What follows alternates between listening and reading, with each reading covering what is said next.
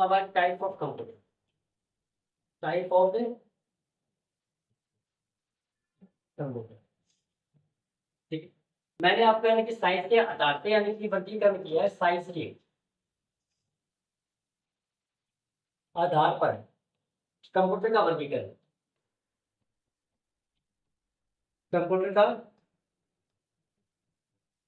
वर्गीकरण किया है। तो इसमें मैंने कि 4 बताए थे मैंने। एक तो आपको यानी कि माइक्रो कंप्यूटर बताया था, माइक्रो कंप्यूटर हो गया। दूसरा यानी कि mini frame computer,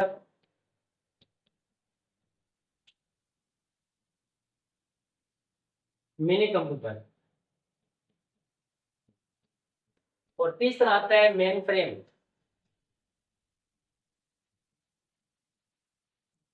main frame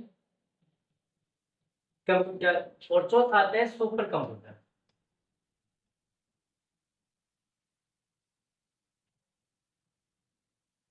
मैंने आपको माइक्रो कंप्यूटर पूरा बता दिया, ठीक है।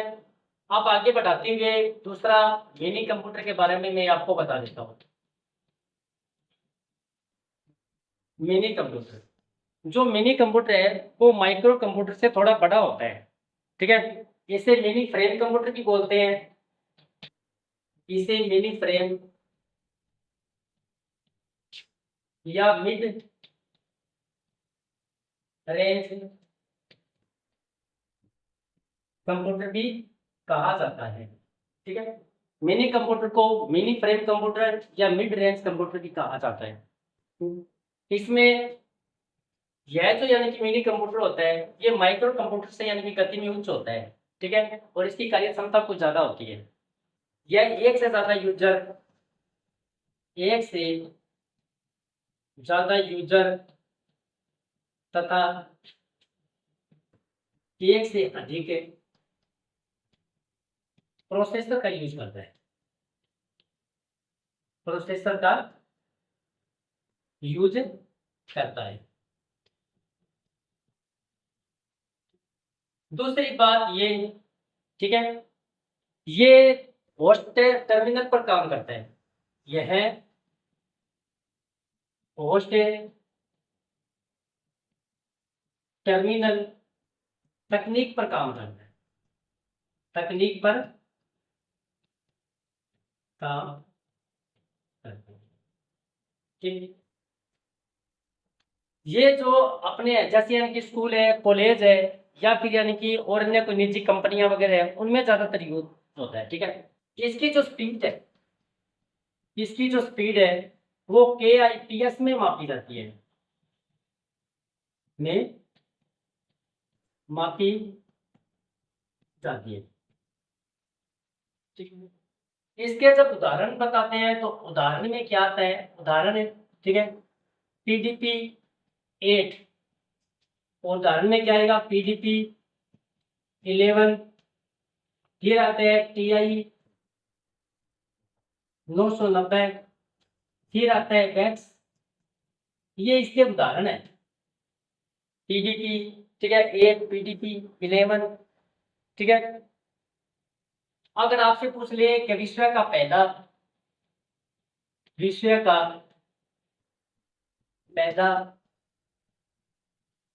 मिनी कंप्यूटर कौन सा है, विश्व का पहला मिनी कंप्यूटर, तो आप करोगे PDP-8, याद रखना, ठीक है। अब इसके पूरे नाम अगर कंप्लीट करें, जैसे PDP का पूरा नाम क्या है, PD का नाम है प्रोग्राम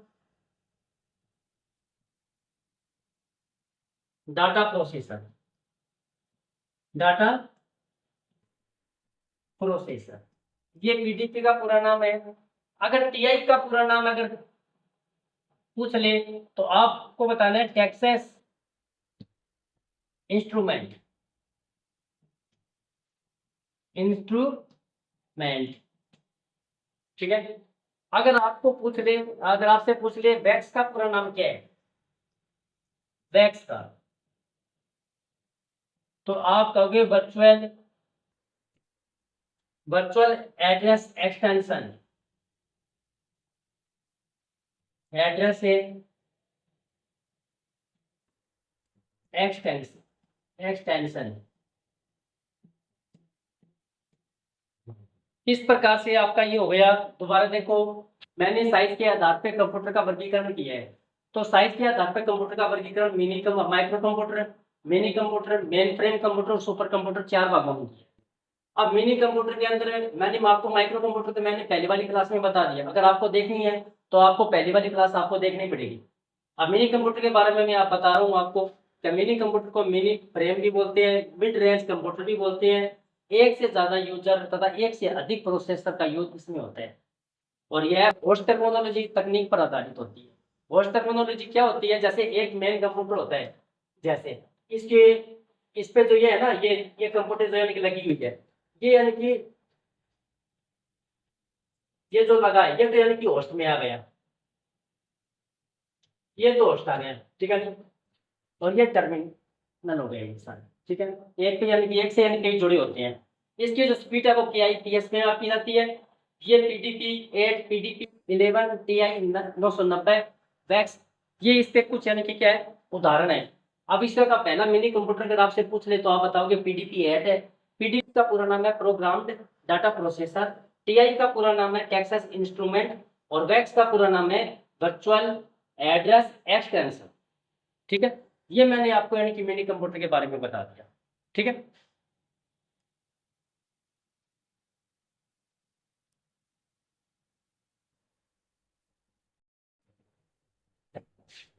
अब आता है टाइप ऑफ कंप्यूटर के अंदर main frame computer. Main frame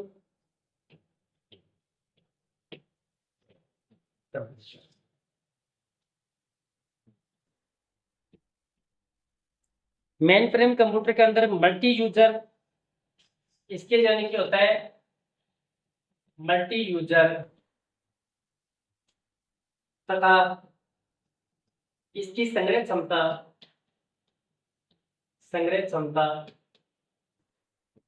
सबसे ज्यादा होती है, सबसे ज्यादा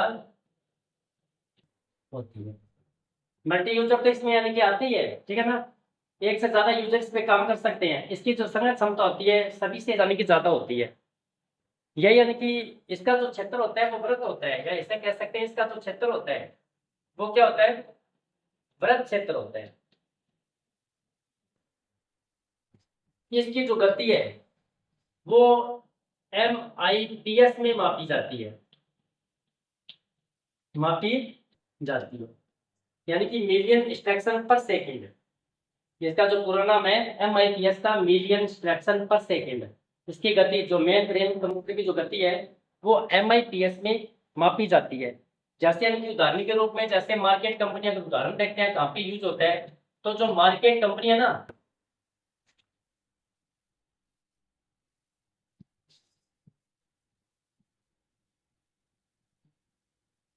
जो मार्केट कंपनी है, जो मार्केटिंग कंपनी के अंदर या लाइफ इंश्योरेंस या रेलवे रिजर्वेशन के अंदर इसका यूज हो सकता है।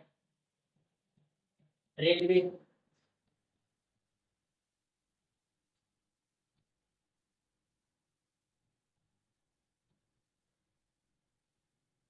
स्टेशन में, ठीक है ना, इनका यूज होता है। या फिर यानी कि जो बीमा कंपनियां नहीं है क्या, इंश्योरेंस कंपनी, ठीक है, बीमा कंपनी में इन कंप्यूटर का प्रयोग सबसे ज्यादा होता है, मेन फ्रेम कंप्यूटर। जब इसका उदाहरण देखिए, ठीक है, तो उदाहरण के रूप में जब यानी कि उदाहरण देखते हैं मेन फ्रेम कंप्यूटर के, तो IBM Z 890, IBM Z 890, ठीक है। IBM Z 890, IBM 4381, IBM 4381, इटेची Z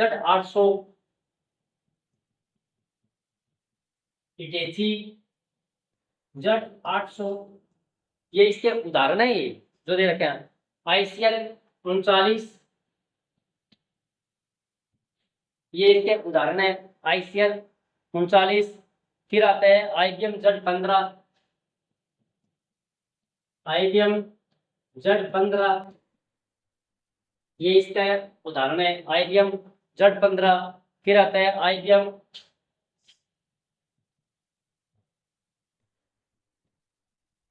4100। ठीक है, फिर HHC Z900। HHC Z900 ये इसके उदाहरण है, ये इसके उदाहरण के रूप में आते हैं। ठीक है, फिर ICL का पूरा नाम है, अगर आपसे पूछ ले तो international computer limited.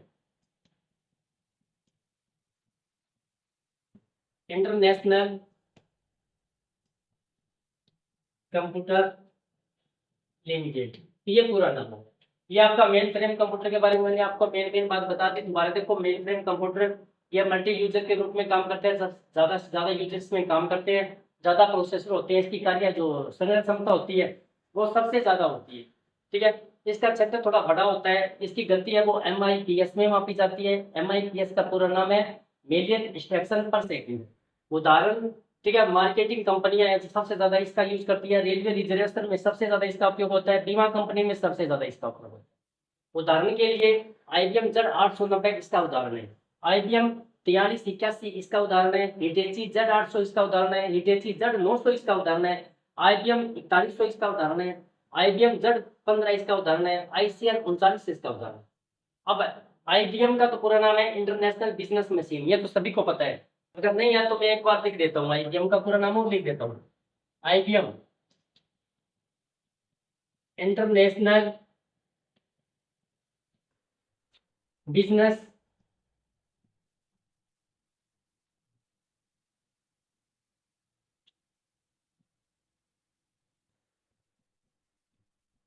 Business machine. ठीक है, IBM का पूरा नाम इंटरनेशनल बिजनेस मशीन। ठीक है, और ICL का पूरा नाम है इंटरनेशनल कंप्यूटर लिमिटेड।